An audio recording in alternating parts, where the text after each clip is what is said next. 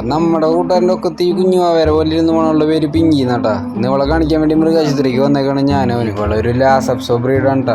ഇന്ന് ഇവൾക്ക് വയറുവേദനയായിട്ടാണ് ഇവിടെ നിന്ന് കൊണ്ടുവന്നേക്കുന്നത്. ഇന്നലെ രാത്രിയൊക്കെ ഭയങ്കര കരച്ചിലായിരുന്നു എന്നാണ് പറയുന്നത്. വന്നപ്പോൾ തൊട്ട് വീട്ടിലേക്ക് എപ്പോഴാ പോകാന്നിട്ട് അവൾ ചിന്തിച്ചുകൊണ്ടിരിക്കുന്നു. പക്ഷേ ടെസ്റ്റും കാര്യങ്ങളൊന്നും കഴിയാണ്ട് ഇവിടുന്ന് വീട്ടിൽ പോകാൻ പറ്റില്ല.